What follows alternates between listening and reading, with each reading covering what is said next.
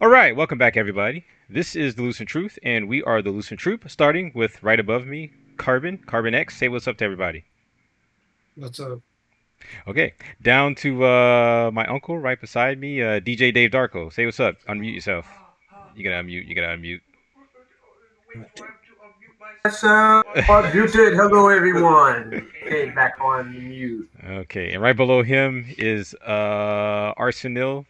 Uh, King 81, Arsenal. I'm getting all your names mixed up. Arsenal Beats, King 81, Arsenal Beats.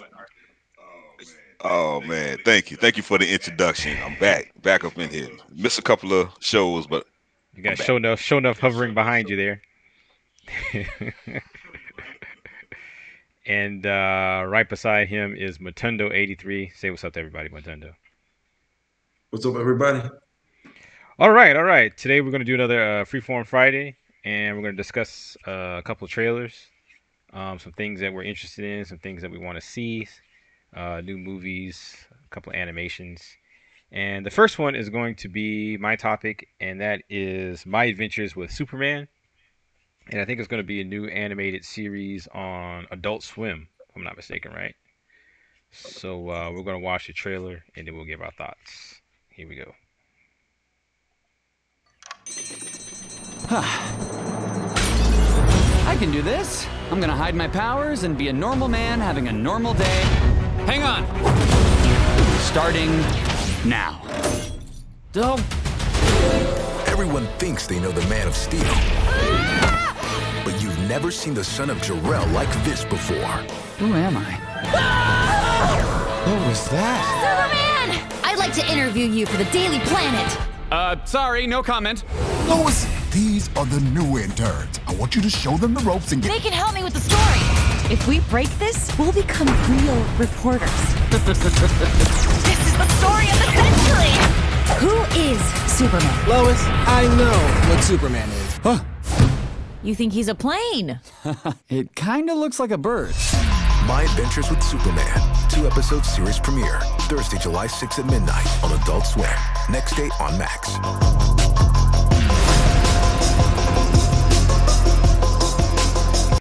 All right, that was actually my first time seeing it. I had heard they were working on this. I'd have to watch it a couple times more, but my first impression is I like the style. I think that they're trying a different approach for a younger audience. I kind of wish they would have kept the underwear thing away. I kind of like that the fact that they had gotten rid of that, and it's just so outdated. Um, it seems like it might be interesting. My the only thing that kind of I think Lois Lane. Why did they make her look androgynous for it? She looks like a little boy. But other than that, I mean, one thing I like about it is, and me and Uncle David were talking about this the other day, and that is, we were like, why can't Disney, with all the billions of dollars, take some money to the side and create like an American anime rival, right? There's plenty of animators in this country that want work, that want to do cool things. That's not Disney stuff, like princesses and stuff, and have something a little bit more adult, um, or a little bit, or for like teens or a little older maybe. Uh, it seems like that's what they're going for with this, but it's Superman. It's like it's the same old thing. You just revamping the same thing, do something different. Uh, but you can tell this they're trying to tailor this to maybe younger Gen Zs and Gen Alphas as far as the overall. So I guess especially with the androgynous stuff. But overall, man, it looks interesting. I'm gonna give it a shot. What do you guys think? Yeah, definitely feeling with the style. Definitely looks interesting, and yeah, I see what you're saying. Where it's like they're kind of catering to what the times Yeah. is now and stuff like that now. So, which a smart approach wise and all, to get audience to watch it and things of that nature. So, I definitely like the soundtrack too, man. And a lot of the animation looks stylized. I Oh, really Brian, mute your like how they mic, man. capture that too. Oh, my So, bad, my bad. oh no, you good. Well, but yeah, I'm definitely feeling the style of the animation. Like, well, I mean, even in the action style of it. Definitely the music. Definitely feel it. A little tempo with it and stuff like that. And also, they definitely trying to cater, touching every little thing, to kind of draw you in. So, yeah, it definitely got my attention. I haven't seen it yet, no, but this trailer got me want to check it out, and it looks interesting, though. Like you said, it kind of feels, you know, um, rehashed and stuff like that, though. But it's got a little something different wise into it. I think too with the humor, so the humor seems real strong in this too. So, yeah, I guess that's one of the things too that's pulling me towards it as well too. But that's what I got. Anybody else got anything? I just watched it before the podcast. It's not terrible. Like I was talking about earlier, it's probably the best thing DC's put out all year. But like Brian said, it's Superman. It's a retelling. We know the story. But so many ways you can do unless you introduce some new element that we haven't seen over the last 100 years of Superman. I Like, mean, you can tell that this is clearly inspired by anime, the simplified shades, the more expressive lines rather than, drawing every muscle like it's definitely older American cartoons like to do. Um, but again, like, all right, that's Lois Lane. Like, I don't know, it just seems off to me. But it seems like it's gonna be more whimsical because you got Black Jimmy Olsen and it's called My Adventures with Superman. So it seems like it's gonna be centered on his relationship with Jimmy Olsen and Lois Lane. It looks like he's a younger Superman too. It looks like it may be kind of fun. You know what I'm saying? I don't know, man. well, Yeah. what threw me off about it is that it's on Adult Swim. Yeah. Like, I think Adult that's what's Swim going is to be good about it though, because they can probably explore maybe some themes that aren't as yeah, a little bit more mature, and so they're not held back as much. Because if you remember the Justice League Unlimited series and the Justice League series, it began a little kiddie, but then it got a little darker and a little bit more interesting as time went on. It was probably one of my favorite American animated series, especially for DC. But though this looks interesting to me, I'll say that it looks interesting to me. I don't know if it's going to be good or not, but it looks interesting. Yeah, so I don't know, man. It's a different kind of take on Superman. They definitely went younger for sure. Uh, for sure. It almost seems like they're because remember she says that if we get this picture, then so it sounds like they're just starting off in their careers.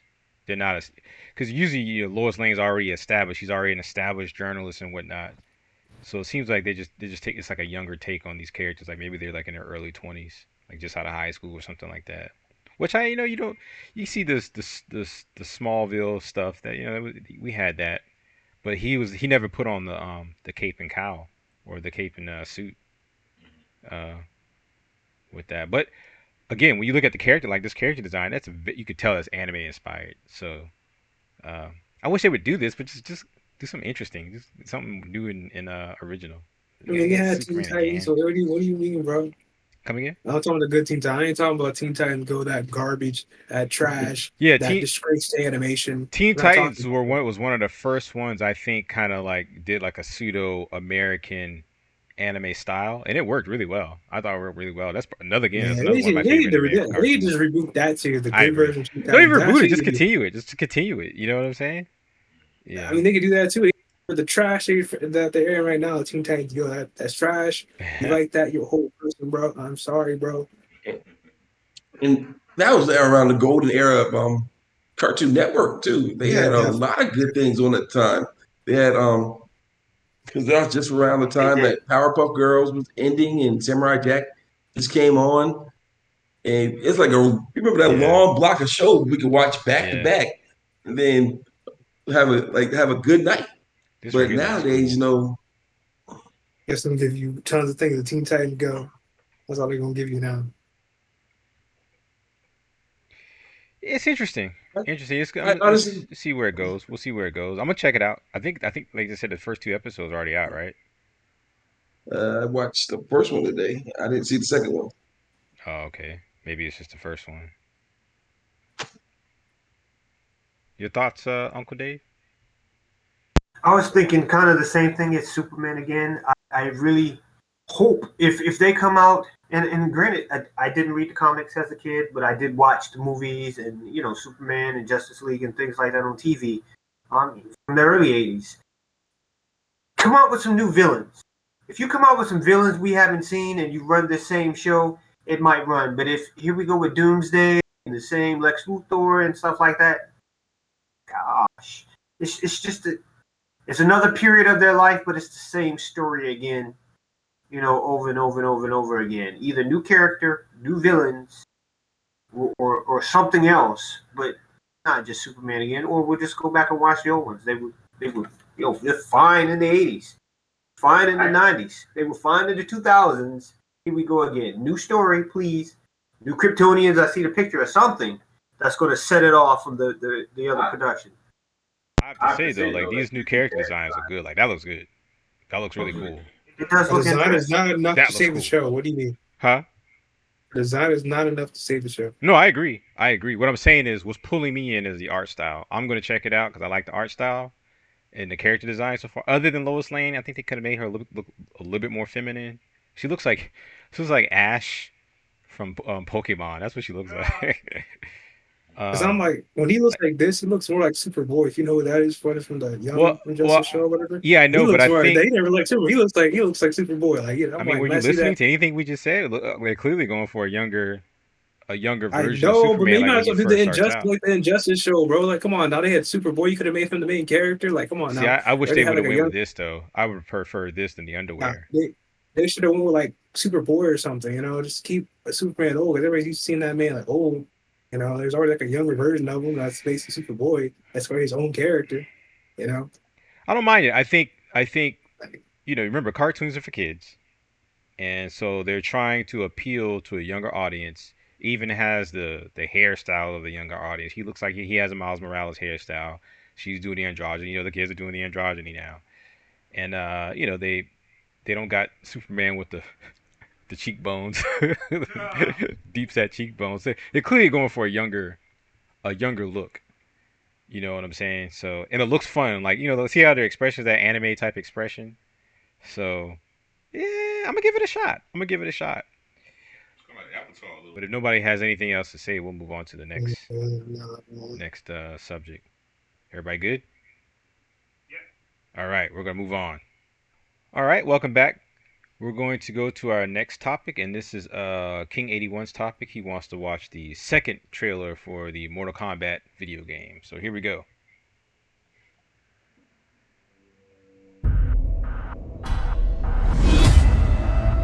Oh, here we go.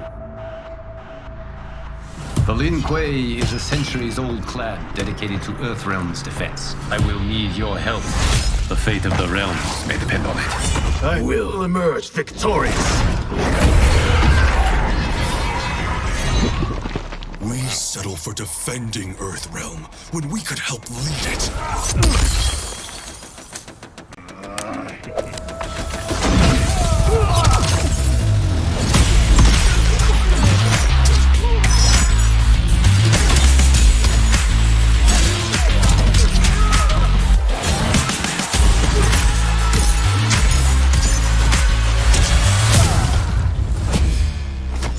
Where there's smoke, there's fire. Whatever it takes, I am with you. We may not share blood, but we are brothers.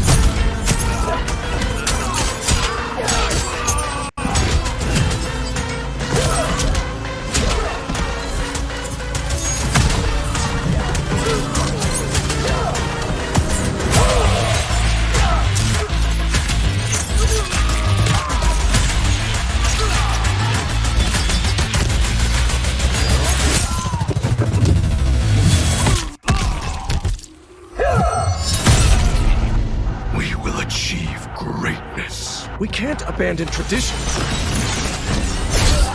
The Lin Kuei, we have been expecting you.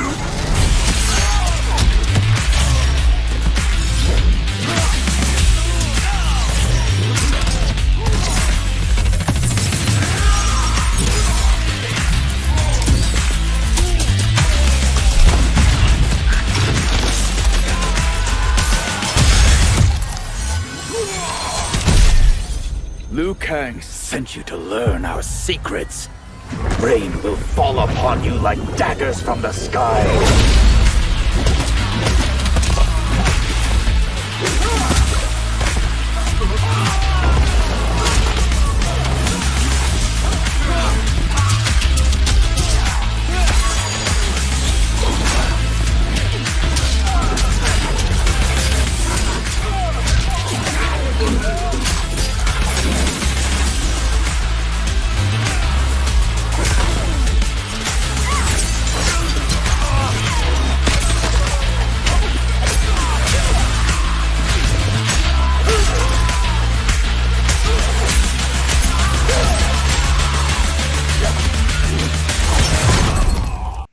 A Lin Kuei's flame is not easily smothered.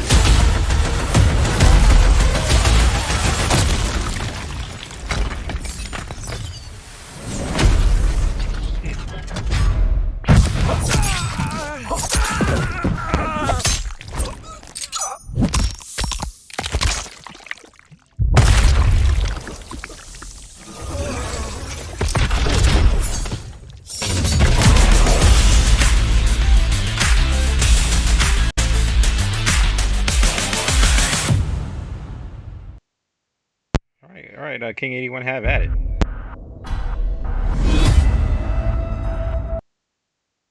Yeah, yeah, definitely excited, man. I don't know. It's like it's it's a lot of the. I just love that they polished a lot of the old moves and brought a lot of things back. They feel like they really listen to the fans on this, man. Of course, it's Mortal Kombat, so it continues getting glory and stuff like that and all, and it's just it's I'm just excited, man. It's just the fighting the fighting mechanics in it and stuff. I know some people got some mixed opinions about it, but I'm excited, man. To have the cameo fighters as well. You can bring them in at certain times and stuff. But definitely interested in the storyline. The continue is going to be interesting seeing like Sub Zero and Scorpion working together, and then of course you got oh gosh, well, Bihan. I'm assuming because in one of the scenes in it, you see that Liu Kang. What that might have been Smoke saying it, but then you see another Sub Zero comes in. So I'm assuming that's Bihan right there, and you kind of hear him talking. That sounds like Bihan. I'm not too sure. I'm too sure about it though. But I mean, it's he always wanted to like take over the Lin Kuei and want to do his own thing with it and stuff like that. And also, it's definitely gonna be interesting to see, how when him and his brother come up together and how they gotta take this and all. But definitely excited about this, man, and can't wait to see some more, man. But we got what 2 more months before it to come out and all. But it's definitely looking promising, man. I might have to take some time off of work and definitely check this out, man. I got to catch back up, man. But yeah, I'm excited for it, man. So Yeah, anybody else got one anything on? one thing I noticed is everything seems a little bit more toned down, like the designs and stuff, which I actually kind of like. But I guess because it's almost like it's going back to its roots, so everything things don't look overly designed. Um, that's one thing I liked about it. What I don't like is this guy, this wind guy, this tornado guy. It's his mask. His mask looks lame. Um, Uh, talking about that's smoke you talking about on there. Yeah, some people they was like they glad they brought him brought him back wise and stuff, but they say they like the design right here. And plus too they got different skins you can wear, so that's probably one of the skins they're gonna have like other ones too that you can definitely mix and match and whatnot and all. But it's yeah, just when you look at Sub Zero and you look at Scorpion's mask, it screams cool, even though it's a more toned down design version of him. But this just looks like a clunky, lame ass gas mask. I mean, his suit and everything looks sleek, but the mask, man, it's like I'm assuming that's what it's supposed to be, like a gas mask, I guess. But I mean, that makes sense. He smokes, so it just doesn't look cool. Other than that, man, overall the trailer, I'm getting a echo, but overall the trailer looks pretty good. I mean, I'm not a Mortal Kombat guy. I don't play the games, but judging from what I've seen from the trailer, like it looks pretty cool. But I'll let some other people speak. I'm gonna mute up. I was going to say I remember the first Mortal Kombat, and it was fun to play. And I kind of agree with Mr. King. It does bring some back to some of those elements, but once again, just like the Superman, why are we? Why is there nothing coming out post 2010? Right, that's new. That's new. When if listen, fans, if the moment this moment right here, 100 years from now, if they look back at this time, the best they're gonna say is they bought all the good stuff from the decades before them. But we don't have we're not gonna have a lot of stuff that we could say that came out at this time that was groundbreaking. That's gonna be, 40 years from now they're gonna be remaking, because all we do in at these times are remakes. Now I like the game. I wish it had some circling on it. It seems that it's the traditional style is to be face-to-face linear fighting, and they can't circle. I think that would have been an upgrade. I don't know what you're going to be doing in the game. We are not going to be fighting. If it's just like the old, just fight after fight after fight, and you're not going to walk around and do anything. I'll play it if you guys buy it, but I wouldn't buy it. But that's just how I feel about it.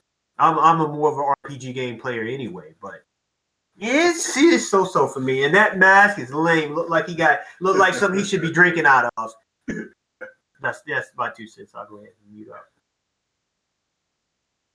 I was gonna say that to your point about remakes and people going back to this time, because I was trying to think what have we come out that's original and that's interesting. There's been a few things I just can't think of them right now. Has anybody before? I'm sorry. Hmm? That new Jenny Tartaginski show? I quit watching it. I was gonna wait till they all came out. I was just gonna watch them all together. But I was gonna make a point about the remakes.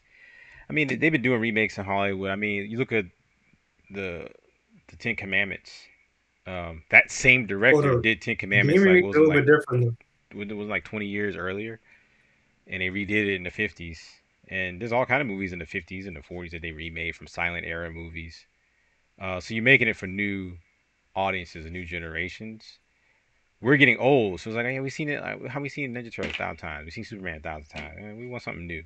But for a young person who thinks watching Superman cartoon we watch looks outdated, maybe the new Superman cartoon might appeal to them. So we also got to look at that too. It's like, we're an aging age group demographic, and watch your mouth now. Well, we've seen a lot. We've how many iterations of Ninja Turtles have we been through? How many iterations of Superman have we been through? How many iterations of Batman have we been through since 1989 Batman? And then if you go back to my parents' generation, they had Batman, what's it called, Adam West Batman, is from the 60s. So that's why my dad doesn't even like going to theater no more. It's just like he's seen it all. Like, all right, how many times you gonna. So I think the difference is when you look at, like, you go from Batman, from Adam West, and then you step into the 80s. There's so much technology that came out in the 80s. Then that's he can do more. You can see more. But now the technology it's not a leap from like 99 to now. As far as what people are doing in these games, it's a couple of things. I think a couple extra buttons on the controllers. PlayStation 5, but it's pretty much it's okay, punch, kick, hard punch, hard kick, and a billion combos that once you do the combo, you might as well put the controller down and it just goes and flips in fights or whatever. Then all these combos don't pick it back up. But I think technology was it, but there's no new technology that's making new films. Now people are just, all right, let's make a kiddie version of the Thundercats. Let's make a kiddie version of Teen Titans. Let's make a kiddie version of this. Nothing as far as new technology was being added. No blue screens, anything. So it's just retelling the stories. But I'll rest my point. We all know the saying. There's nothing new under the sun. Well, I think you're making a good point, Uncle David. But I'll just push back a little bit and say that when it comes to that, I mean, that's a good point. The new technology allows you to realize your vision more, but that's not always a good thing. Because again, I go back to the directors I grew up with: Spielberg, Lucas, Carpenter, Cameron. In the 80s, when they had less to work with, in my opinion, they made better movies. Now I think because the technology allows you to do almost anything, they're going to go back more to storytelling, which to me is more important. And I think Across the Spider Verse is a really good example of that. It's basically Spider-Man. It's basically Spider-Man story. A little different take, different character as far as the person who's under the mask. But it was just such a well done story. It's so well written. It's so well acted. So well animated. You know what I'm saying? That it kind of refreshed it. Now now I want to know more about it. I want to buy stuff related to the franchise, right? So I think it needs to go back to that now that the technology is kind of not stalemated, but it's reached a certain pinnacle. I mean, there's only but so much more you can do. I mean, you got Unreal 5 now, where you can make things look so realistic. It's like, all right, well, all right. Why should I care? That's why I didn't watch Avatar: The Way of Water. It's like I just don't care. Yeah, it looks beautiful, but I don't care about the characters. You know what I'm saying? But I'll let somebody else chime in. I mean, but you're Yeah. talking about like remakes earlier, Dave. Like the remakes with games are a little bit different. Like remake movies, they're trash, but the games, bro, like that new Final Fantasy game, bro. That was a good remaster. I'm sorry, some of these remasters are worth it. Like if it's like a PS1 game, they need a remaster. I'm sorry, that is dated. Most times the controls are like clunky. He's Like proving my point. He's proving my I'm point, Uncle sorry. Dave. It's new to him. You played it on Yeah, PlayStation One. It's like, well, yeah, the graphics are better, but why do I want to play it? I already know what's gonna happen. You see what I'm saying? But for him, it's new. Like he probably saw the PlayStation One graphics. Like I'm not gonna play that. But now it's a remake with the new graphics. Now he'll play it. You see what yeah. I'm I'm about to say saying? this remake the same. Those like super old games, like your games are old, in like 2005. Remake the same your game. So I'm sorry. Right. But then that there's a technological improvement that's going to make the game better graphics. Yeah, So it makes definitely. sense to remake it. Yeah, go ahead and make Metal Gear 1 again for the PlayStation 5. I will buy and play it. Still waiting for that. I'm still waiting. Go ahead, renew actors and everything. Move the stuff around. I did different places because I remember the map playing too much. But Greg, they did give us They did give us a taste of it. What was it? Metal Gear 5. Four, yeah, wait, he Four. snaps back into the PS2 game and you have to play it, and it was fun. But yeah, for games, I get it, but there hasn't been a huge jump for the fighting game. I don't think open world adventure games. Yeah, okay. They changed a lot. There's only so much you can do with a fighting game. The only game that's really changed the genre, I would say now, is Street Fighter 5 because they added the crazy story mode. I mean, that's what I was talking about. If it has a story mode or something, it might be a little more. Yeah, I mean, other than that, fighting games, there's only so much you can do with them. I mean, well, that's the most thing. of them, they don't go to their full limit anyway. Some games do let you circle. That gives you a circular combat, linear combat kind of feel. That adds a little more to it. If imagine being able to level the characters up as you play and fight other people, or customize and level them up, or make weapons or something like that. That would add a little more than Liu Kang, get it, fight. He's the Bruce Lee guy. Scorpion, get over here. Here we go. Here's the rope. Bring him over. Cut his head off. And I love the fatalities, but that's not gameplay. Speaking of which, what exactly are Luke Cage's power? Like, what does he do? Like, what? Fireball. Oh, he does have a fireball. Yeah, he's got a fireball. Am I saying the right person? Someone, can y'all mute up for a second? Bruce Lee guy. No, the white guy. The guy with the sunglasses. Yeah, what's that guy's name? Johnny Cage. Yeah, Johnny Cage. So he has a His fireball. power is being jokey all the time. That is No, he's got something else. I think he can take off his glasses and look at you and do something, can he? He's got the shadow kick. Okay. In the split. But no projectile weapon. Well, yeah, he's got I think they call it energy ball or something like that. Okay. But To go back to am I coming through? Or did I just mute myself? Oh, I just can't hear myself.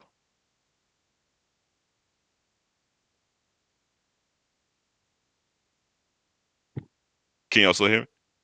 Yeah. Okay. Yeah, I don't know what happened. I lost my audio, but I was speaking anyway.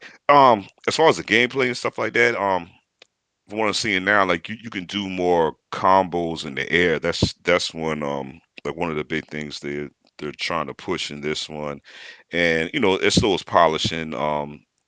classic moves and things of that nature.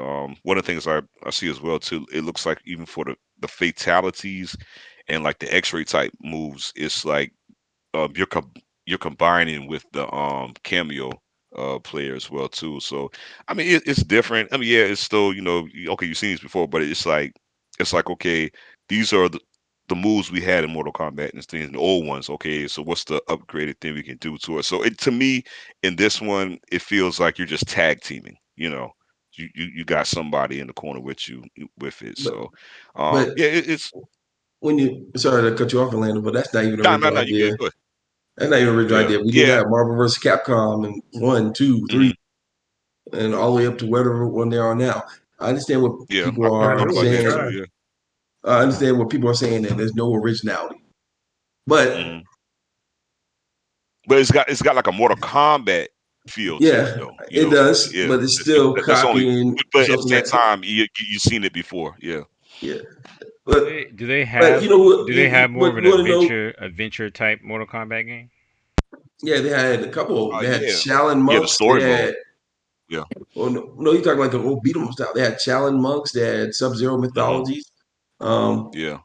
and they had And they that also in had Special they had Forces. something with I think the Special Forces one. Yeah. Yeah, I don't but know. I don't know if that one was really any good. Really, I know some people kind of well, complained about Shaolin it because monks it's was the like they only were. really good one. Yeah. And plus, the Sub Zero one mythology. Mhm. I felt like that was pretty good. I mean, yeah, now it's dated, but I felt like for the time it was pretty good. It gave you more than just fighting like how we fighting now. To the main core is more of the story mode. So I feel like they kind of like experiment with certain things. Now that Special Forces one, man, that wasn't. There was experiment with that one. I feel like that one. I even think they even did like a first person shooter with it a little bit or something. But it just so I kind of feel like they found their stride in this. You know, When they started. Does anybody else have anything to say about the Mortal Kombat trailer? Because if not, we're gonna move on I to. just got something to say to overall creativity. Like back in the '80s, like Brian said, all his favorite directors and writers, producers, they had more creative control over what they're doing back then. Nowadays, like you got to go through a loophole, everything. It's And actually not true. If you look at, well, it depends on what you're saying. Are you saying that my favorite directors had more creative control back then compared to what they have now? Or are you saying the up and coming directors don't yes, have? Huh? they had more creative control in the Yeah, '80s. they It's like, yeah, definitely did. No, they definitely they no, didn't. What do you Okay, mean? no. Like the CEO is gonna want the money? So like, nah, you're gonna make it this way so you get guaranteed money. You're not gonna make no risk on this movie. You're not gonna do anything new. You're gonna do the guaranteed way that makes us money. You're gonna do. Maybe the directors who are coming up now don't have as much control, but the directors, Steven Spielberg, James Cameron, not John Carpenter's out of the game, but George Lucas, people who were still in the game, they have more control as their careers progress because they got more but power and they had to. they have more. You just hit the nail on the head. Nah, Finish what I'm but saying. look, Yeah, directors have more let Let power, me me finish what I'm finish. Brian. saying. Finish what I'm saying. Finish what I'm saying. Finish what I'm saying. And the- Finish what I'm you saying. saying they had So more let me finish. power, Finish but you what I'm just saying. hit the Finish what nail I'm on the saying. head. They If have you more let me power. finish. If you let But me when they're finish. up and If coming you let me finish. If you directors, let me finish what I'm saying. If you let me finish. What I'm saying. Basically, uh, they have more power and they have more say, and they actually are worse because of it. You see what I'm saying? Uh, because there was nothing to balance them. Not, but think about it. James Cameron, he could do anything he wants now with special effects, CGI, and look what he produces. He produces boring films.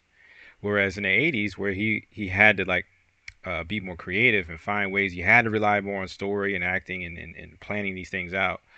Um, I think the films were better. Now, if you're saying the up and coming directors probably have to, because everything has to you make got to such catch a the huge, ring. yeah, everything has to make such a huge profit now.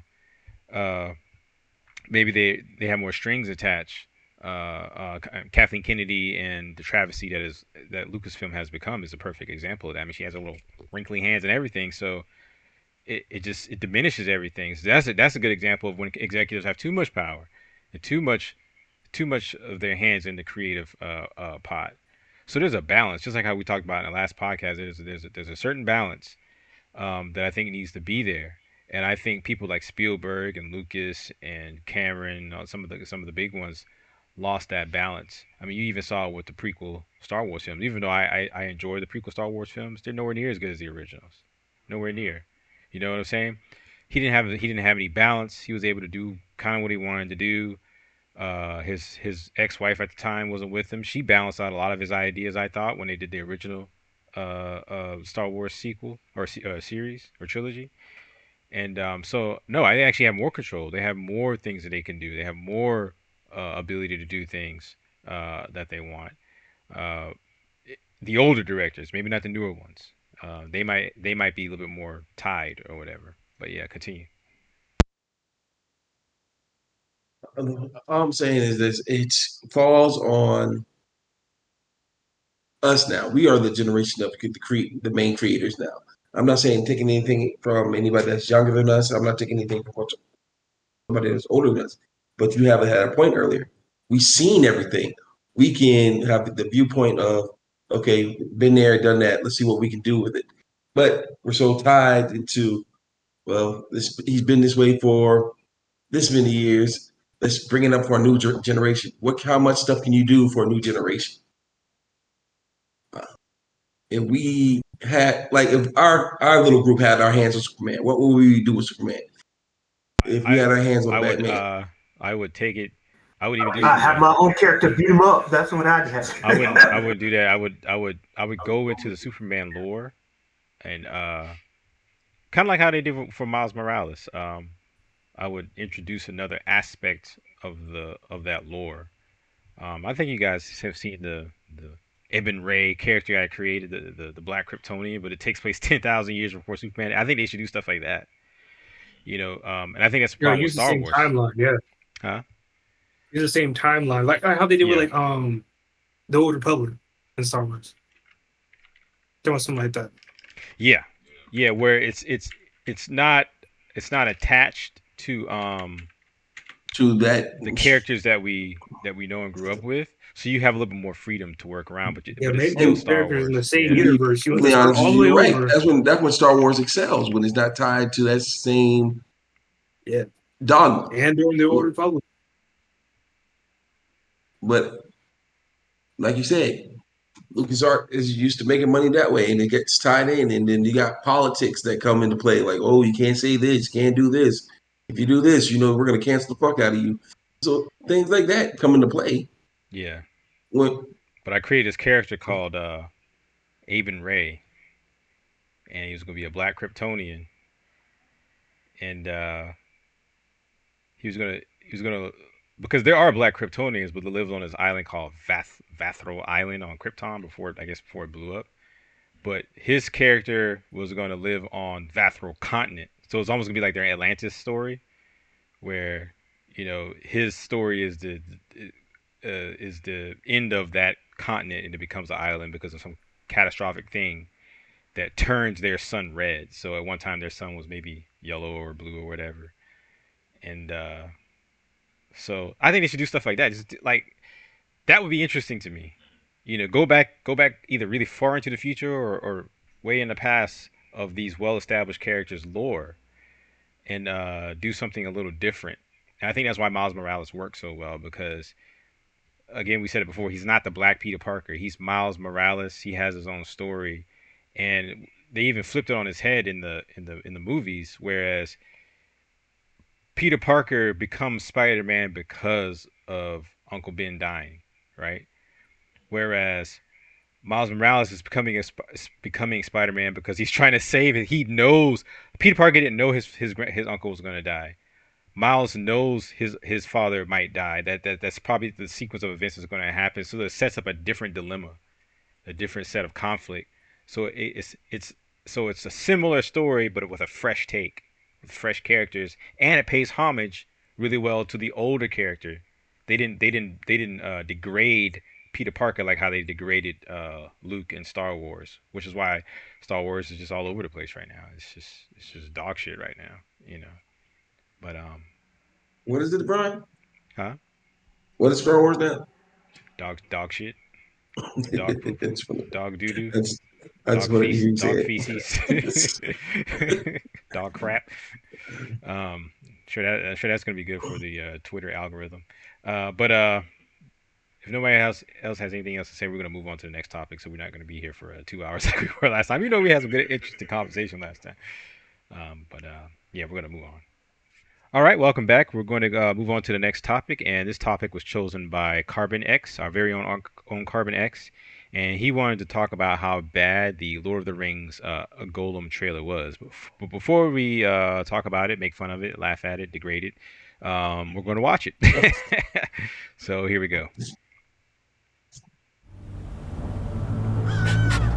Questions. 3 ways to silence them. Fear. Knife. Very effective. Answer. Which one do you think we should apply?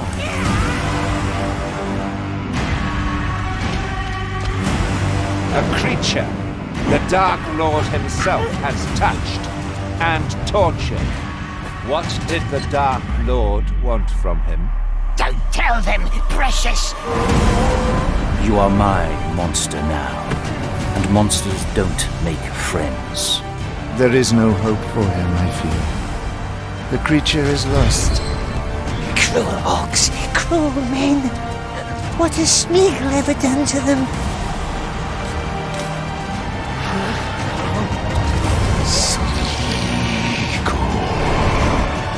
Remember your promise. Okay, I will say this, I've seen much worse, but I've seen much better also. Yeah, this is pretty bad. Yeah, my question is, for a AAA company, okay? It's a AAA oh, that's company. AAA. Oh, I didn't know that. I thought maybe it was like some kind of Bethesda independent. was behind this, okay? Oh, wow, I didn't know It's that. like, yeah. Yeah. Even though it's a company under Bethesda, but it's like still it's technically produced by Bethesda. And it's like, who asked for it? Like, you know, out of all the characters in Lord of the Rings, like yeah, it's like why? Golem, like why? Okay, you gotta run a playable side character, maybe a side mission. I don't know, but as the main character, I'm sorry, Here's a question: do you get to play as Golem before he becomes like the tortured wretch that he is in the movies? You play as both, though. You kind of play as people taking control over him. So you kind of with this story, you get to choose certain paths. You get to play Smeagol or Golem. Where can I look at like I know where to go find movies, like how movies are reviewed and rated. Where can I look at that for Golem? Golem game rating. 2 out of 5. It should be lower than that. It doesn't deserve no 5. 4 out of 10 on IGN. 5 out of 10 on Steam. This game deserves a 2. Especially how glitchy it is too. Oh, then you be getting like a ton of soft locks with the game. The graphics are horrible. The settings don't work. Yeah. The game is just a tour simulator. It's like, bro. And Golem does not look how he's supposed to look, bro. He looked better in the older movie than modern day like game graphics. I'm like, come on now. Man, I could sculpt something better than that. I've never felt a professional person come and work on that, bro. Like, come on now. That's just shameful to whoever did that. Whoever did that, bro, they don't deserve no more jobs, at least they don't AAA studio, bro. It's not the best looking. They are a professional person. They got hired to do that, and that's the best they could do. It depends how much money they put behind it too, though. Like, but I'm like, who asked for it? Like, why would anybody want it? Like, why? Dude, but your main character, like, if the main character I'm playing as doesn't look anything like, search for a picture of his face from the game, and search for a picture from his face in the movie, and just compare both of them. Just do it right now, and you'll see what I'm talking about, bro.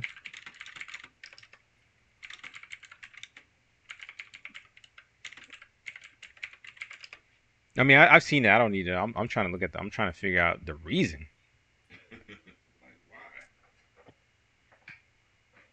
Now it says the game is a departure from... they got the Lord of the Rings IPs. They didn't know what to do. So basically, when like a company gives you their IP, you kind of get to make whatever game you want to. It's kind of up to you.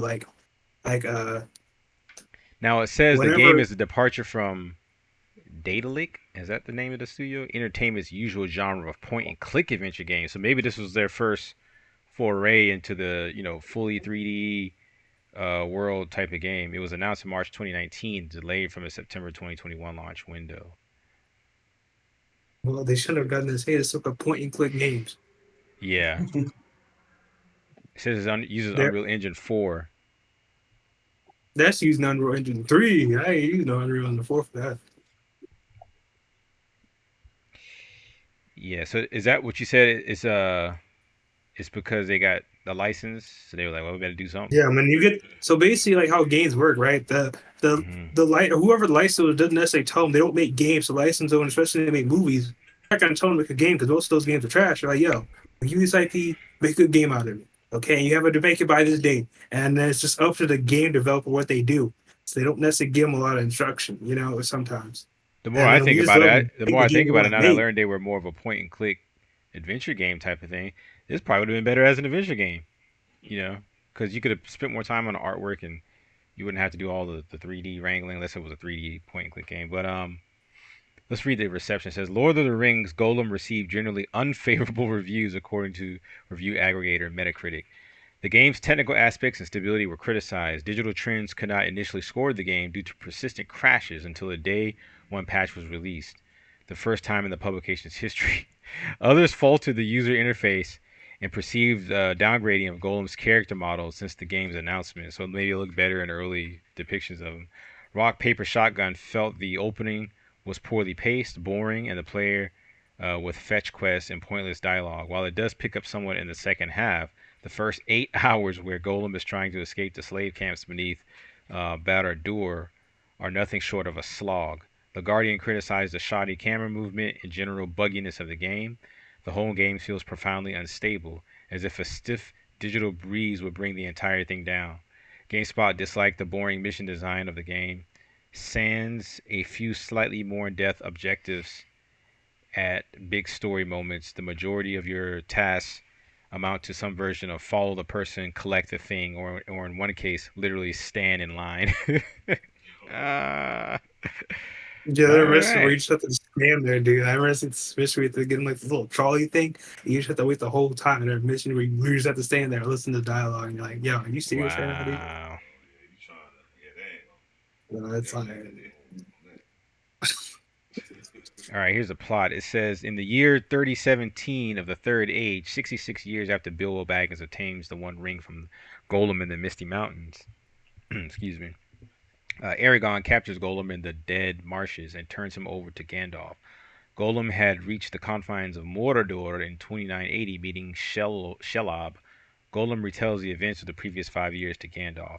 In the year 3012, Golem is in Mordor. He follows a bird into Mount Doom.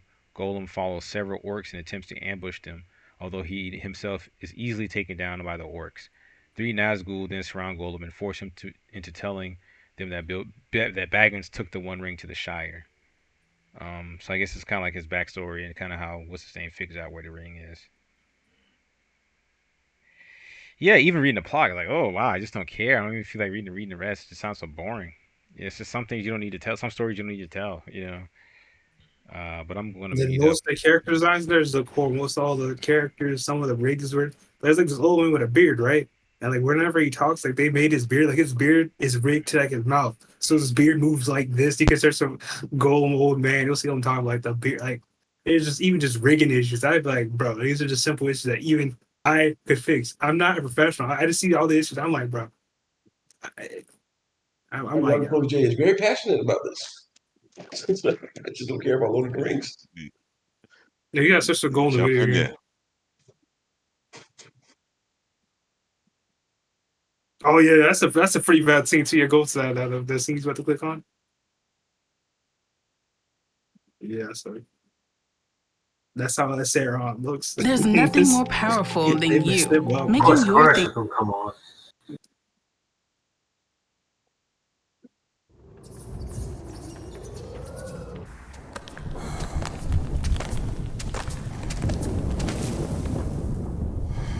Look at him, bro. Does that look like golden to you? I know whose haircut that looks like. From your top.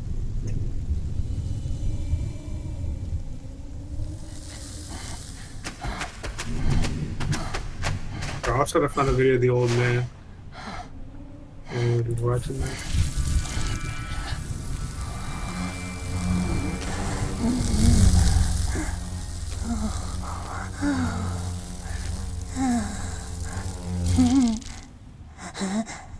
This shit looks terrible. Why are we still watching this shit? They will find us.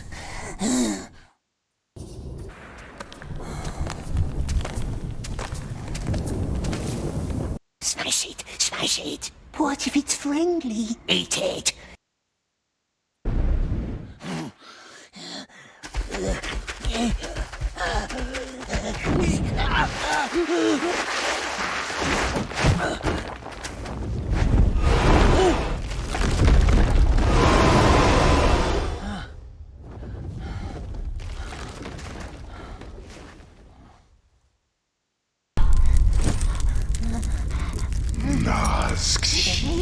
The ring.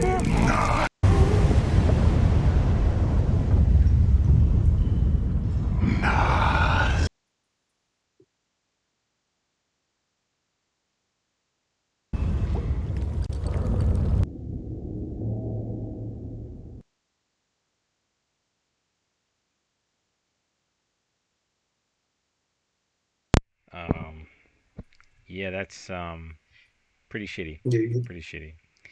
So with that, we're gonna move on to the next subject. All right, so let me stop this. All right, welcome back. We're going to move on to the next subject, and this one is from Mutendo83, and The he Almighty wanted. One. I thought I said 83. I'm still the Almighty One. Oh, I thought you said 81. Okay. But I didn't even know this movie was in production. I heard that they were talking about it, but I didn't know they were already making it. In fact, I think it's almost pretty much done. We're gonna read that in the article here, but this is another one where I'm just like I don't care anymore. But let's read it. Let's see what it says. Alien Romulus wraps production. Director Fade Alvarez, I guess is his name, celebrates. Alien Romulus director Fade Alvarez took to Instagram to celebrate the production wrap of 20th Century Studios' next installment to the long-running sci-fi horror franchise. The upcoming movie marks the Uruguayan filmmaker's fourth directorial feature after over 5 years since directing The Girl in the Spider's Web, Don't Breathe, and Evil Dead. I think that's Evil Dead that came out in 2013. Who's the cast of Alien Romulus? Alien Romulus is directed by Alvarez from a screenplay he co-wrote with Rodo Sayugues. The film will be led by Kaylee Spaney, The Craft, Legacy, Priscilla, Isabella Merced, Cesario, Day of the Soldado, David Johnson, Industry, Rye Lane, Archie Renew, Shadow and Bone, Spike Fern, I don't know, Tell Me Everything, and Eileen Wu. Franchise creator Ridley Scott is producing, along with Michael Pruss. Further details about the plot and characters are still being kept under wraps. However, it is said to be unconnected to previous films. That might be a good thing. A fan of the iconic franchise himself, Alvarez had pitched a film idea to Scott several years ago in a casual conversation. This eventually led to Scott calling Alvarez last year to see if he was still interested, and it was quickly set. That actually sounds pretty good, because one thing I noticed about Ridley Scott's last two undertakings for Alien was just it was boring. It lacked originality. They weren't interesting movies. So maybe he saw something interesting with this guy's concept. It was like, okay, yeah, I'll help him develop it instead of developing the boring ass shit that I've been doing. 20th Century then, and I like Ridley Scott. He directed my favorite movie of all time. He's directed a lot of great movies. But those last two Alien movies were shit. I'm sorry. 20th Century then picked up the new Alien movie due to the strength of Alvarez's pitch, as it was a really good story with a bunch of characters you haven't seen before. This could be interesting, according to the 20th Century Steve Asbell. So that was the end of the article. Guys, let me know what you think about Alien Romulus.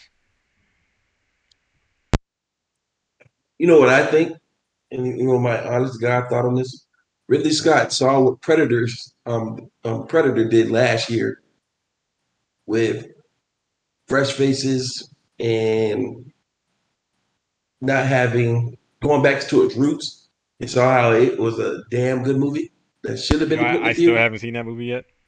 Well, you're a piece of shit. But and he saw meat on the bone still. I think Prometheus and Covenant were mediocre at best. They were terrible. Let's be honest. Mediocre at best. Those movies were not good, Big O. They were not good. I'm sorry. Mediocre at best. Mediocre means not good. I know what mediocre means. But I always wanted to push it a little bit further. And the way they're going about it was wrong. So if they have somebody with fresh eyes, this guy's in our generation, like I was saying before, Superman stuff. This guy's in our generation. He grew up with all the classics. If he has a way to bring out the same feeling that we had when we first saw the first Aliens 2, Aliens 3 was shit. Not gonna happen. It's not gonna happen. I don't know, man. Like part of me franchises like Alien, Terminator, Predator. Terminator needs to die. I think Aliens need to die. Predator needs to die. Terminator. I think they all need to die. But those types of franchises, you might get away with rehashing the first movie again with different characters, which is basically what I think that new Predator movie was. It's just all right. It was Native Americans instead of Arnold Schwarzenegger in the jungle, or what's his name, Danny Glover in the city. You know what I'm saying? So you might get away with that because then they did it again with Predators. You know, which is basically, it was a rehash of the first. I liked it, but it was just a rehash of the first movie. Just a little bit of a change of a setting. There was on a different planet instead of Earth. But those type of movies, man, once the mystery is gone, there's really nothing else there. Like, what are you going to do to top the first two Alien movies or the first two Predator movies? Exploration. They tried that they tried that with Prometheus and what was the other one? Covenant. They tried to explore the lore more, but it was boring as hell. But the problem is, they didn't go anywhere. They created a different type of... They wrote a boring story for the exploration. To find out that the robot did it, that's lame. The point I'm trying to make... You didn't learn anything. All you saw is David, he killed everybody, and then he tried to kill everybody else. He didn't go anywhere with the story. I fully agree with you, Brian. The point I'm trying to make, though, is they did try to explore a lore. They brought in the engineers and stuff like that. And I agree with you, Uncle Dave. I mean, ultimately just poorly executed movie. But let's be honest. Once you go more to, hey, we're going to explore this other side of the universe, you've taken it out of the realm of sci-fi horror. And that was wrong with Prometheus and Covenant. He tried to make philosophical films. And that's not why people will go and watch Alien. You can have philosophy in it, but people want to be scared. They want to be intrigued. You see what I'm saying? And I think that's the ultimate problem with the Alien, Terminator, and Predator franchises. Once the mystery is gone, unless you add something new that's even more mysterious, which is going to be hard to do, it can be done, but it's going to be hard to do in a well-established universe that you created, other than creating a new monster. But if you create a new monster, if it's not as cool or better than the first monster, then it's just like, okay, well, it's just more monsters. One thing yeah, go ahead. I was going to say, I think you got a good point, and I'm kind of seeing it, and I'm gonna go out on a limb, but it seems like the shows we're watching now, they are so afraid to go ahead to go along, like From, Manifest, all those shows. They're great with starting you out. Here's a great story in the mystery. Yellow Jackets was another one. Yellow Jackets, man, they dropped the ball in that second season. So they can start them good, but once we get about halfway, once you reveal the real monster in the conflict, these stories look like they're not well thought out. It looks like somebody had a good 5-minute pitch they could do in an elevator, but when they actually laid it out, maybe their time constraint was too small. I'm like, okay, here's our chance to go ahead and do it. But it doesn't look like it was well thought out. It doesn't look like this is a story that's been going on in my mind since I was a teenager, and finally I get my chance as a film director to make it. It was like, oh no, I had this idea, I copy this, we has this, whatever here, take it, press it, and go. But the stories we're watching now, they've mastered how to get us to start watching. They can't keep us, right? Even in the Alien movies as well. The way that it starts out, with them going off to find, they get diverted to the planet. Now you know what's going to happen. But they get diverted to the planet. Okay, I'm with you. I'm with you, okay? You know, Eric's like, okay, little off. Okay, I'll hang with that. All right, sports. Yeah, it's one of those things where you could say it's something similar about the can you mute up for me, Uncle Dave? It's something similar with the and people have made this criticism of the Riddick movies, even though I like them. People have said, well, when you look at the first movie compared to the second movie, they're two totally different movies, and it's true, they are. One's more of a situational horror type of movie, and the other's more of a sci-fi epic type of movie. But I think that worked for Riddick's character and the universe they were trying to build. When it comes to Alien, look, man, it's about horror. It's about being frightened by this unknown entity or whatever. In my opinion, you can get away with that twice, and they did. You had Alien, you had Aliens, and everything after that shit. You got Predator, and you got Predator 2. Everything after that is either utter shit or just okay. Like okay, you recaptured the energy of the first film, like Predators, and apparently like this latest Predator one I heard is pretty decent. I didn't watch it. I just don't care. It doesn't interest me anymore. You know what I'm saying? Same thing with Terminator. You got the first two Terminator movies. Everything after that is shit. Now Terminator, there's ways you could have made that more interesting because it's not strictly a horror film. So you could have opened that up and done interesting things. They just dropped the fucking ball when they tried to do it, and they keep revamping it, and they keep rebooting it. But it's time for those to die. It's time for Terminator to die. It's time for We need Alien to new die. It's time for Predator to franchises. die. We need new franchises, new horror, new scary stuff. You know what I'm saying? And I'm not gonna lie, it's hard to recapture the same type of essence of those movies. It is hard to do that. Again, we talked about it in the last podcast. Movie making isn't an exact science, not an exact chemistry. There's certain things that have come together to create a certain type of magic or whatever. And it sounds like James Cameron, Ridley Scott have been trying to recapture that magic since the first two films, Terminator, Predator, and Alien. I don't know. I can't remember who directed the Predator movie, and they just haven't been able to do it. Because I think they've lost sight of why those films fundamentally worked. Yeah. A good example is Ridley Scott, I think, produced a series called Raised by Wolves, which to me was a direct um, inheritor of something like Blade Runner or Alien, because it dealt with androids and stuff. I almost thought it took place in the same universe, but it focused more on androids, right? So it wasn't about alien or aliens or whatever. You know what I'm saying? It focused more on androids and androids raising these human children on this planet after Earth becomes unsuitable to live. It's very interesting. I think I got canceled after the second season, but I was hooked. I liked it. It was interesting. It was different. Um, it was just it was very different. I liked it, but I guess it just didn't garner enough attention, and they canceled it after the second season. That's the other thing is like studios don't listen to the consumers at all. Well, it rarely happens. Like I watched Raised by Wolves also, and it was very interesting, like you said. But as soon as the buzz starts happening or if the studio hears buzz behind something, they cancel it. How many shows have we enjoyed thoroughly and they canceled just because it was not making enough money? I like Jericho. I was hoping Netflix would revitalize Jericho. I thought Jericho was an excellent show. You're muted, Uncle David. You're muted.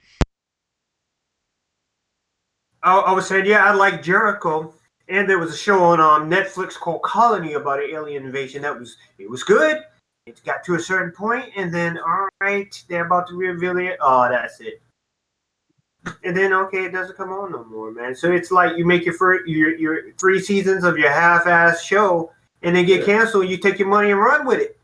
But somehow, some way, we'll get 1 billion seasons of Friends. I don't get that shit. So like 1 billion plus 1 seasons of shows we don't care about. Well, how many ERs have there been? Comedies and dramas are cheaper to make. When you're making sci-fi shows, they can get really expensive. So it makes sense that they would focus. It's not even sci-fi show. There's been shows I really liked that were dramas and damn good dramas. Blair Underwood had a show, a medical show in the early 2000s that was really good, and they canceled him after 3 seasons. And I'm just saying, like, trash sells and quality does not sell. But going And back to don't cut me Alien off, damn though. it! I wasn't done yet. Oh, I'm sorry. Go ahead. Go ahead. It sounded I like you mean, were, coming to a. my conclusion is this: at the end of the day, the reason why I have the interest in the Alien movie is this: a sense of familiarity. You know what I'm trying to say. Nope. I'm familiar with it. Oh, It's familiarity. Yeah. familiarity. I'm sorry. Yeah. It's like a comfort blanket. I might know what the monster looks like, and I might be able to go step by step on what's going to happen. But it's something I'm used to. And in our older age, we start to get comfortable. And as much as we will like, It's not enough. shut It's that not up. enough for me. That is not enough for That's you, me. damn it. That's you. Yeah, I have better taste for sure. So I think that Spider-Man 3. Spider-Man 3. Spider-Man 3. Spider-Man 3 wasn't that bad of a movie. I It mean, was trash, it's not Brian. great. It's definitely not better than Spider-Man 1 or 2. But it wasn't as bad as I think people It's definitely not say it trash. is. You guys talking about that. Yeah, but That was a pretty good movie, or at least for his time. What do you mean? I'll say that like there wasn't a lot of superhero movies at the time, at least live action. So I'm like, for his time, it's pretty good. No, what I'm saying when it comes to this new Alien movie, I like some of the stuff that I'm hearing, but I'm a pretty creative guy, right? What could they possibly do that's going to make it more interesting? What? How to make it more mysterious? The only thing I can think of that you could do to make Alien an interesting franchise again is one of the underlying conflicts in the Alien series or franchise is that no one wanted these things to get back to Earth because if it got back to Earth, it would fuck everything up, right? Different things reach Earth, and you have a whole. So it would almost be like a zombie movie. You have to direct it like a zombie movie, right? Where these things have reached Earth, they're all over the Earth, and humans have to contend with it. That to me would be interesting because it sets a whole different dynamic. You see what I'm saying? That's the thing about the Alien movie. There's the thing about that franchise or the whole entire franchise. In the comic books, the Dark Horse comic books, they have had stories where the aliens made it to Earth. They've done this time and time again. But what was the scope though? Like, okay, they made the Earth, but they're isolated to this one area, right? no, the entire Earth. Oh, okay. And the humans were on the run. It wasn't the aliens just ducking and dodging. It was the humans. See, to me, that's interesting. That's interesting. I would rather see that. I think Earth War is what it's called. Alien Earth War. Alien Earth War. Yeah, Dark Horse made it. Or the it'll be something they gotta hire the Predator. I see to the help female. them take them out and all that. Oh no, here we go. Alien Earth War. Sound. All right, it says Alien Earth War, aka Aliens Volume 3 or Aliens Book 3. Essentially. That's not essentially. Is that what they're trying to say? I can't see it. I can't see it. It's got too small. Essentially. I never seen that word. It's ECENTLYTLY. All right, carry on. Oh, I'm curious now. Shit. Curious what's the word? Google. Oh, I think they were trying to say recently. Because that's not a word. That is not a word. And no, it's not me. I didn't write this. I didn't write this. Someone else wrote this. But I think they were trying to say recently as Aliens. Okay. The Female War is a 4-issue limited comic book series published by Dark Horse Comics from October 1990. It was all right. Where's the plot? All right, Earth War concluded. The 3-part story arc began in Alien Series 1 and followed Alien Series 2. The series was eventually get to the goddamn plot. And then blah blah blah blah blah blah blah blah blah blah. All right, background. All right, here. The story was a continuation of the events from Aliens. Blah blah blah. For later printings, still no plot. Publisher summaries.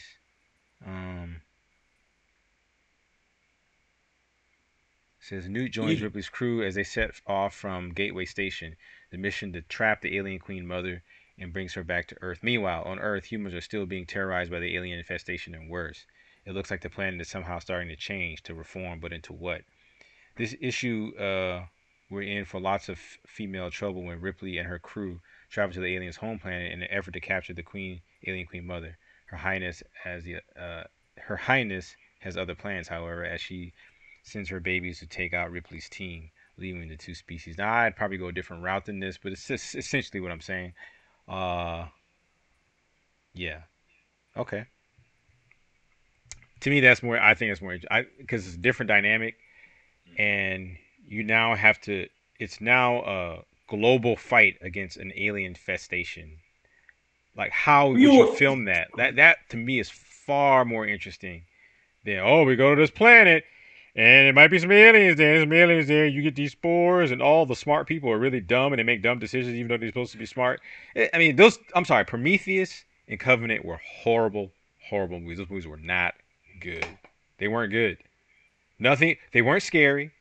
They weren't interesting. They didn't really bring anything new to the table other than the engineers. And it's like, okay, well, you bunch of big, tall, pale, albino-looking motherfuckers who just don't do nothing, other than kill the one dude and snap the android's head off or whatever. And then the second one, okay, David goes crazy and starts killing motherfuckers, and we find out he engineers aliens, and it's a whole meta commentary on man created androids. Androids became greater than man. They became gods, and these gods created these aliens. It's like, we want to be scared. We want to be intrigued. You know what I'm saying? It's like, come on, man. It's just, So they need to get back to the basics, man. It's a horror. It's supposed to be fun and you're interesting, and then every night you get some philosophy or some deepity or whatever. But you want to be scared. You want mystery. You know what I'm saying? I think the idea of the mystery of you didn't know what these things were. You didn't know if they were engineered. You don't know if they evolved on some planet. That left it scary. Now we just know, okay, it's an android created him because he has daddy issues with humanity. It's just like, it's boring. It's boring. Look, it could have been interesting if the movies were plotted out well. They were actually scary. Then you had that meta commentary. But that's all it had. That's all it had. Everything else, even like if you look at the let me show you this, guys. Look at this alien movie inside space shit. When that movie come out? 79. Mm-hmm. Now look at this.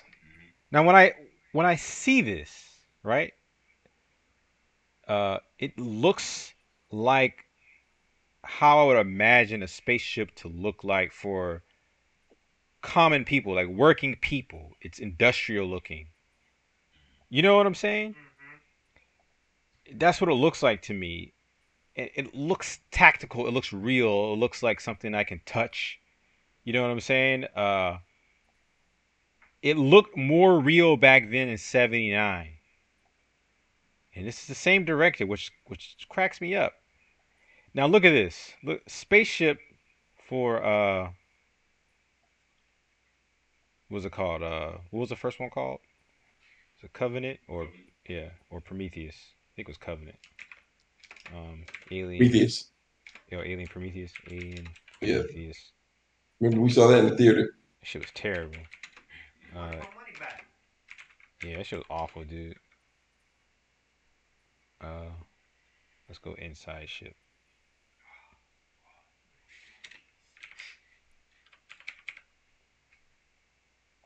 Now look at this. Doesn't this just look overly designed?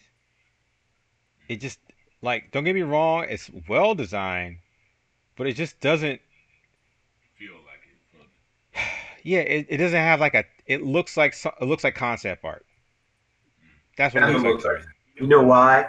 Well, I guess I don't know why, but I think when you look at the first ones, the inside the ship from the '70s, I believe when I look at it, it reminds me of when I was in the military and we would ride on cargo planes, and they don't have the nice inside where they cover all the pipes and wires. And you're sitting there and you see the steam going through, whatever. Or you can look down here and you see the landing gear go down and touch the ground and land. It had that industrial look like they did it, and it looks like they studied. Yeah. Even when you look at the second one, Aliens, when they have the Space Marines, they literally got an air vehicle and remade it based on the concept to be like a Marine anti personnel carrier or whatever. You know, they worked and they found real world things, and then they futurized it. Yeah. Instead of somebody saying, "This is what I think the future will look like in my mind." The only place I've seen that kind of worked real well, Star Trek: The Next Generation. Okay, yeah, boom. They came out with fresh concepts we couldn't imagine, but that were practical. But here, yeah, I don't see. Yeah, it's something about, like, if you look at this newer design here, there's something about the older one. It felt more real because, okay, if you're going to be in space for long periods of time, you don't want your spaceship to look dark. You want it to look light. So even though dark stuff was going on, it was a horror movie, it worked even better because it seemed like home to them. Whereas, okay, this is all dark. Okay, it's dark, so I'm gonna come out the darkness. We know it because that's what you set up. You set up this dreary whatever. Whereas actually the other one's more scary because you expect this with them. You know, it just I thought the older one looked more real. It's weird to me because the technology wasn't as good to fabricate sets and do all the CG, green screen and blue screen stuff. But the older one looked more real and more tactile. I was going to say it's the same as when you like when you do Star Wars or Muppet shows versus 3D animation. It's you guys said it earlier, and you really did a good job at saying it. Once we confine you on one or two subjects, you only get this much money, right? You only have this amount of special effects, and here's your budget, and you know that these items, they will not be able to carry you. Now you have to work on the story to go along with it, and you find ways of making things. Okay, I know if I put it right in front of the camera, it's gonna look fake, so I'm gonna put it back here and blur it. You know, and work on those techniques. This is all I have. Maybe I got a lot of time. I'm gonna do it. I'm gonna redo it. I'm gonna redo it again. And now I've pulled from what I've seen around me to make it look somewhat real. It's borrowed with concepts where I'm able to trap people's imagination and things. And now with that, I can go forward and make that story work because I know I did the best I could on my budget because you limited me. So I didn't focus a lot on how getting the best 3D animation. Does it look like this and whatever? And now my time is over for making the movie, and I've got a 3D animation masterpiece for all my special effects. Movie sucks, right? Those, I think, the old school, and they actually got professionals. I think the kind of work with them, Jim Henson and George Lucas, right? The puppet master and the storyteller kind of got together, and you make it look this way, and I'm gonna tell it this way. And if you listen and you put the puppets where I tell you, just their positions and everything will help carry that story. We don't have to have his mouth move a lot. Just make his eyes do like this when it's a sad thing, and it's going to make the audience feel like, you know. Like I give you the look.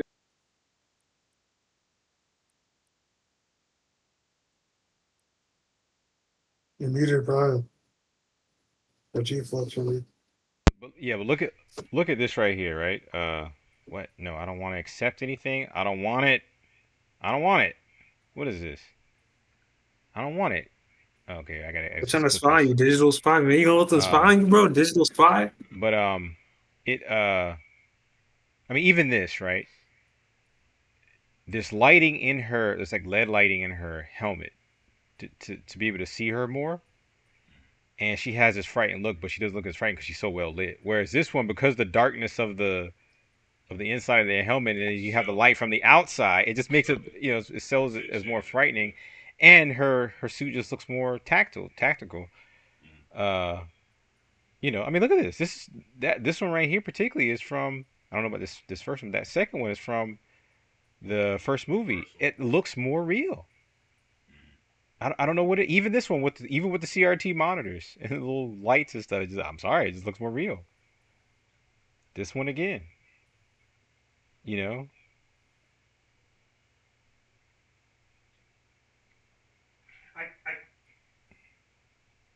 I think too, man, when you don't when you don't have enough, if you deny people a little bit of what they want to see, if it's not perfect, the eye will fill in. Fill it in, yeah. But if you give us everything and it's not absolutely perfect, it's a turn off. It's like when I see a 3D animation in a live action movie. If you don't get it exactly right, and I can see it 3D, You guys are definitely equity. it makes me want to gag, right? So you have before, and it goes to the point I was making before. Before they found a way of not showing you something and making it work. How do we use shadow? How do we use empty space? Because we ain't got shit. You know, how do we use these elements? We ain't got it in the budget. Right?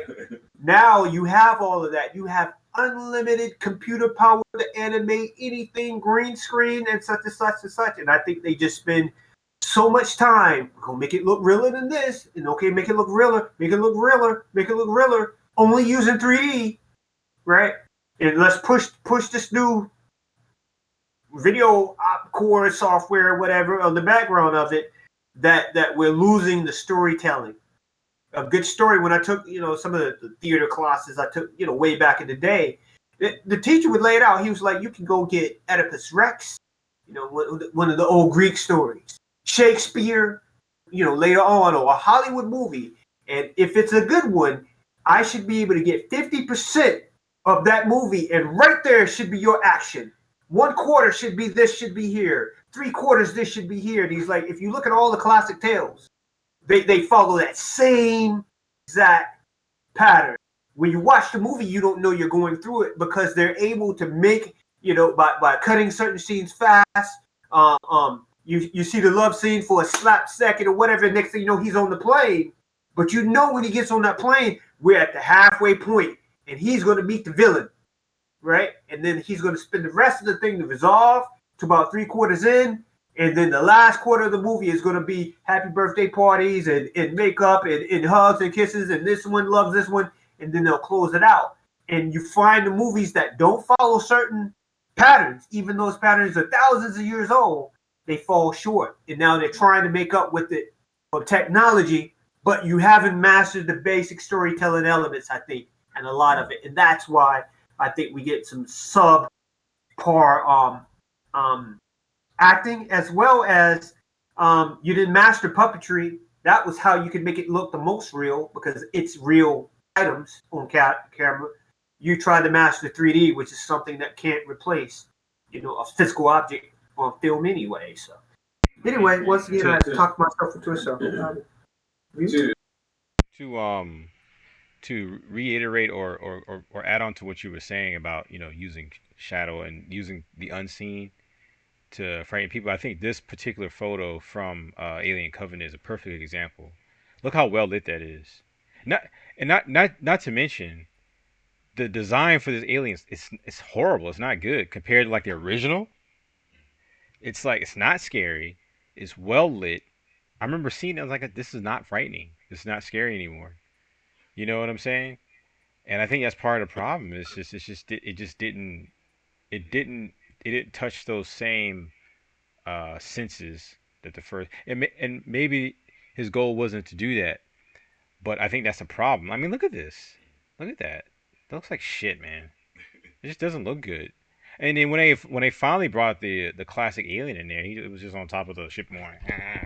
It was just, it just didn't. And then again, it's very well lit. It's not coming out of the darkness or anything like compared to this. You know what I'm saying? So I just think that it's lost its edge, it's lost its touch, it's lost its mojo, man. I think it's over for Alien and Terminator and Predator, those types of movies. I think unless you just bring something really new to the table, man, I don't see. I'm sorry, Motendo, I don't care about Native Americans dealing with the predators. Because it's the same movie. It's the same movie basically. That's why I haven't watched it.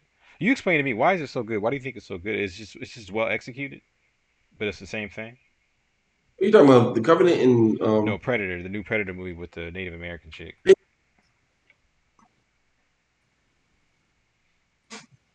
It's just what I liked about it was the strength of the human spirit. That's the biggest thing took from it.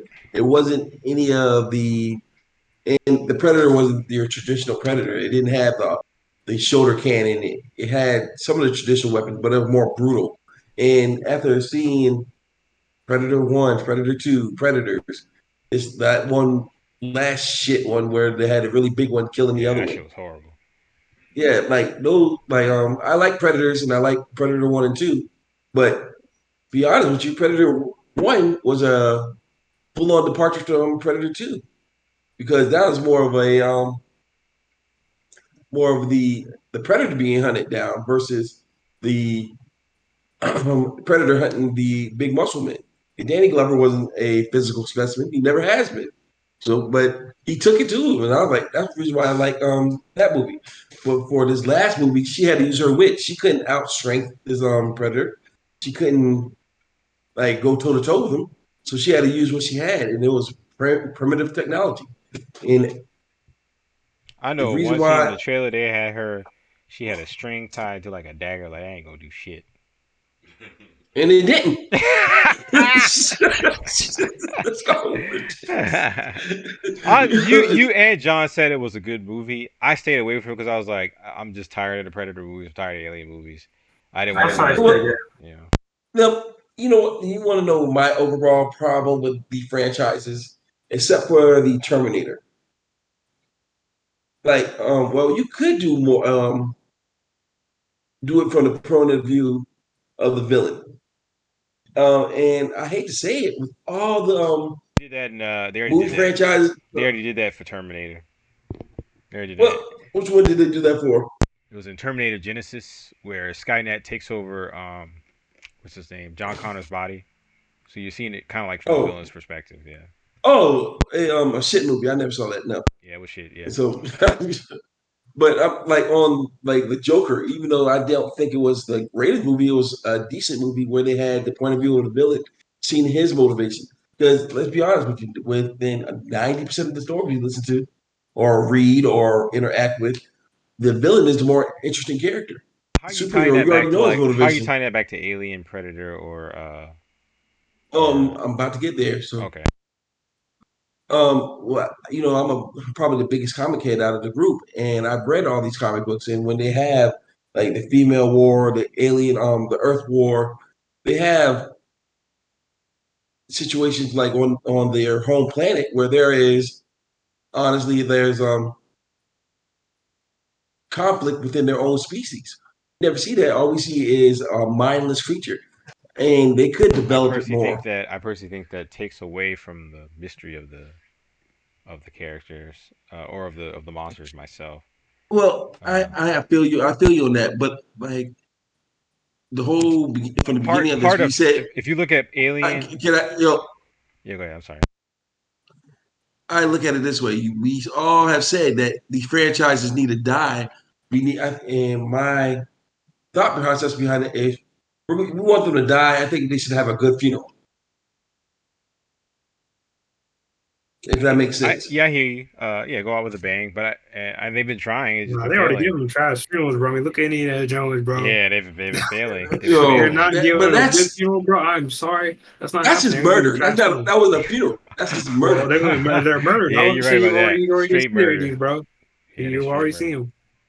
Yeah, I think the problem, I go back to It's too you late to can fix these do these franchises. type of They're movies in true love. twice, and anything after that, unless you just bring something totally a new concept to the table or some totally just scenario that was not expecting that.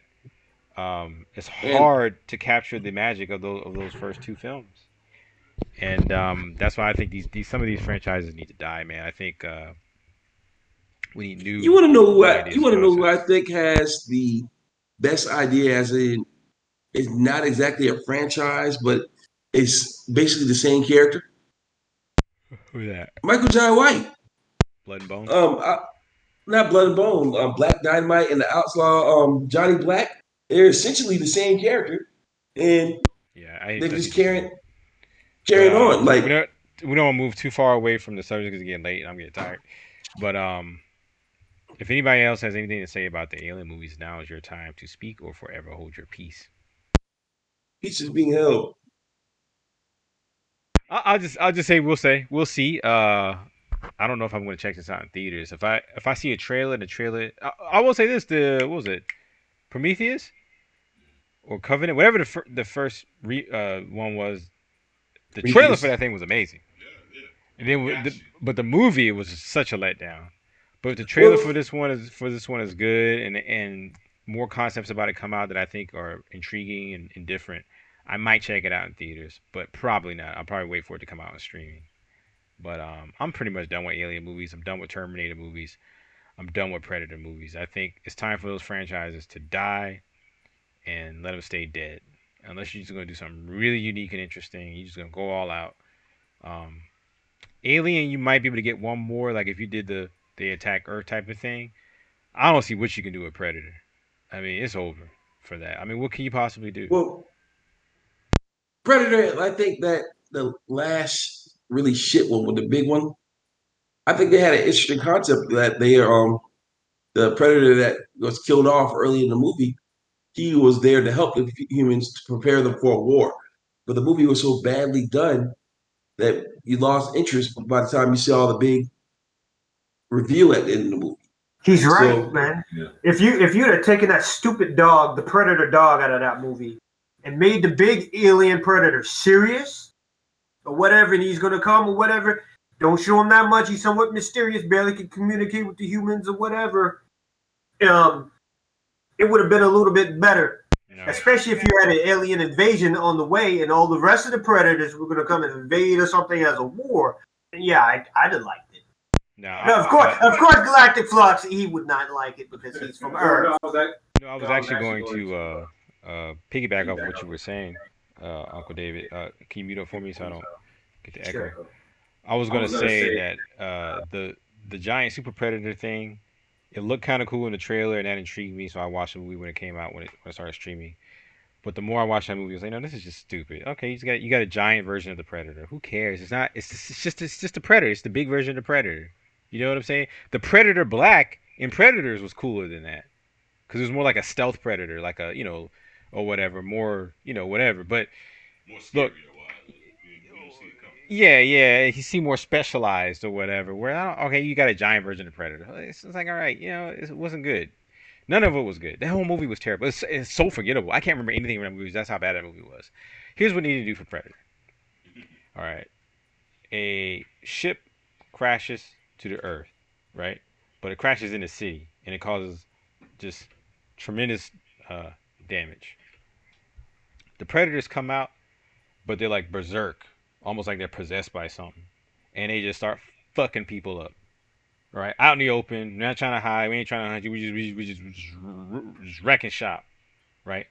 Another group of predators come and try to stop those predators. They get fucked up. Right, and humans don't know what to do, and you find out throughout the course of the story that on the Predator's home world, there's this ancient temple or artifact where a Predator scientist opens up a gateway to another dimension and lets these what do you call it, Lovecraftian gods through, and it possess these predators and whatever. that's one thing I can think of that, and I'll go watch that. I'll go watch that. You know what I'm saying? Because now it's something a little bit more to it, or whatever, and it plays to the dread of it, to the you don't know what's going to happen, and at the end, yeah, the Earth gets destroyed. Earth gets destroyed. Yeah, that's what you gotta do for Predator. But Carbon X. I don't have a whole lot. I think the South of these movies, that's about all. After the first movie, I was like, okay, aliens, cool. All right. Well, fellas, I'll call it till next week. Yeah, we're gonna end it here. So before you go, let me do my bastard. I was gonna do my outro. All right. Signing off with Carbon X. Carbon X. Yeah. DJ Dave Darko. Yo, you can hear me even though I'm muted. King 81. Matundo 83, who just left.